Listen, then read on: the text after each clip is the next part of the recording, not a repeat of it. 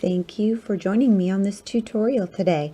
I'm going to show you a different version of a longtail cast on.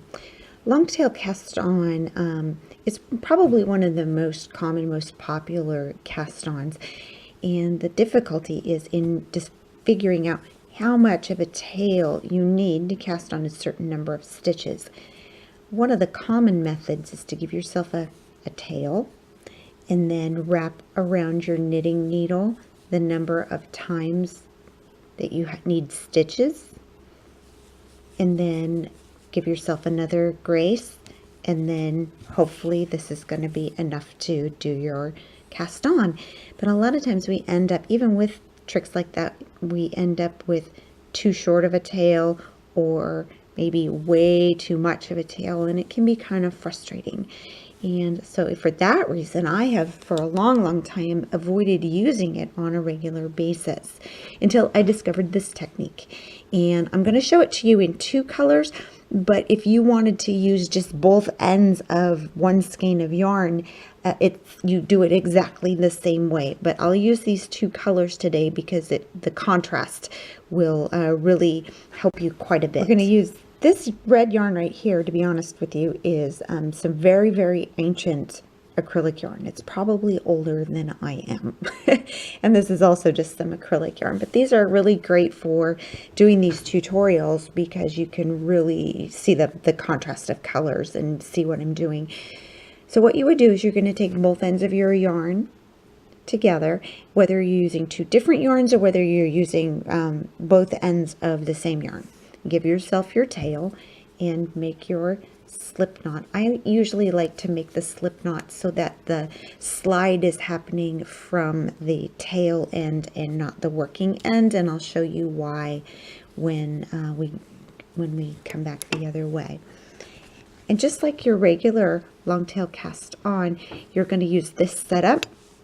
But what you're going to do is you're going to figure out which yarn is going to be along the bottom edge and which yarn is going to be the loop on your needle. In this case, I am going to have the green be the loop on the needle and the red come along the bottom. I'm going to make sure my tails are out of the way. We never want to work with the tail. It'll make us sad. We're going to make our loop on our thumb, reach into the thumb, and grab the one off the finger. And then snug it up gently. Grab our loop, pick it up, and just keep getting a nice rhythm.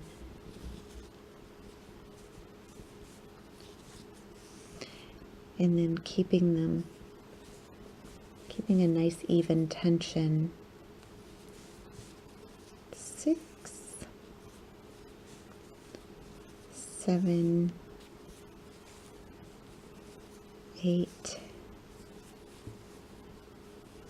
9, 10. One of the reasons I like this, there's several applications for this that I really like. One of them is for striping, just doing your basic stripes. Now if I was doing two different colors that I wanted to stripe, now both of my yarns are attached and ready to go, and I can just carry up along the side. And I think that this is makes for a really neat and tidy way to do that. And you can see along the bottom that I have my second color there. And if you wanted that to not be the opposite color, obviously you would just use the same color, right? But for our contrast, for this demonstration. All right, so now there's where we had the two tied together. And now we're just going to be able to pop that out and keep going. There you go.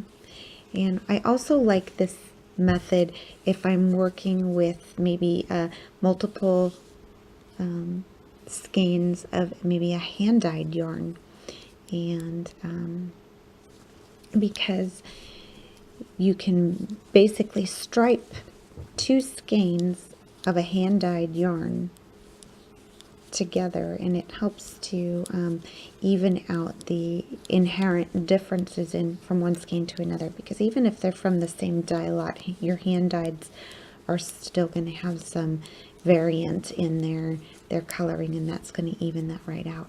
So there you go. That is how that works.